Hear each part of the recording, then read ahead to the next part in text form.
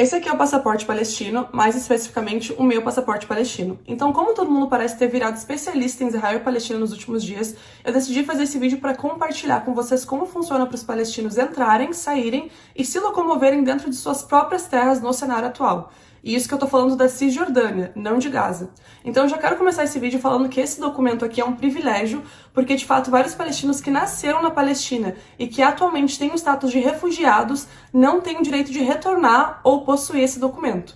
Porém, esse é outro ponto que a gente vai ter que falar depois. Ao longo dos anos, eu sempre viajei frequentemente para a Palestina porque a minha avó, tios, primos e familiares moram lá. Inclusive, meu pai, minha mãe e minha irmã mais velha nasceram na Palestina e eu e os meus 3 irmãos mais novos somos brasileiros natos. Porém, a gente conseguiu a cidadania por conta da minha mãe. Só que isso aqui não quer dizer que quando a gente vai pra Palestina as coisas são fáceis. Muito pelo contrário. O primeiro ponto é de que a Palestina não tem um aeroporto. Ou bem, não tem permissão para ter um aeroporto. Então, como é que eu faço para entrar? Tecnicamente, o caminho mais fácil e prático seria pousar em Tel Aviv, em Israel, e depois cruzar a fronteira para a Palestina por meio terrestre. Mas é que na realidade isso não funciona por causa que eu, como palestina, legalmente não posso entrar em Israel através do aeroporto. Tem que ser por meio terrestre.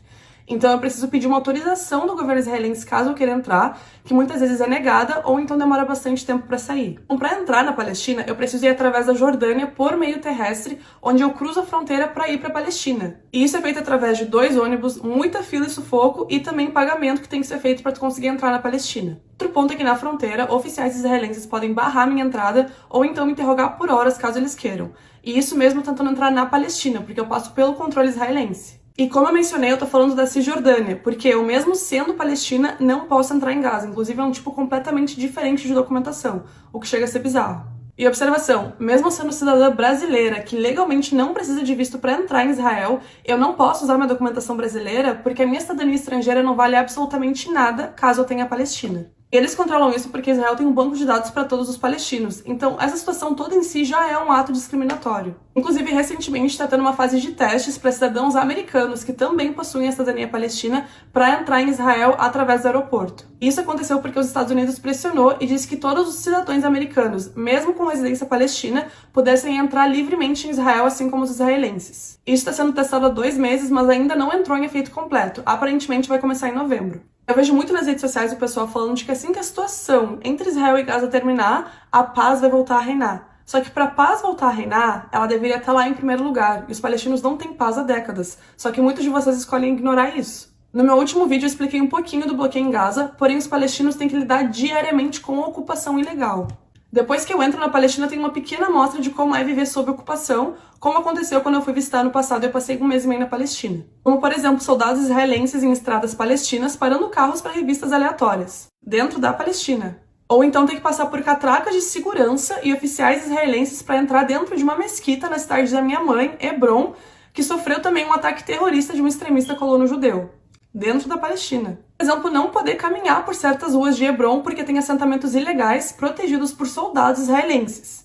Pasmem, dentro da Palestina. Esses assentamentos ilegais são considerados ilegais de acordo com a lei internacional. A Convenção de Genebra proíbe um Estado de transferir sua população para um território que ocupou militarmente. Tem vezes também que a gente vai sair de carro e os soldados decidem bloquear as estradas palestinas, porque eles podem. Ou então quando eu vou do vilarejo do meu pai até Ramallah e passo por soldados armados no meio da estrada com as armas apontadas para os carros e pessoas. E nossa, eu quase esqueci dos checkpoints ilegais construídos por Israel, sem contar também os ataques nos nossos lugares sagrados, a humilhação diária, limpeza étnica, bloqueio ilegal, ataques às cidades palestinas, invasões diárias a casas palestinas e humilhação constante do nosso povo.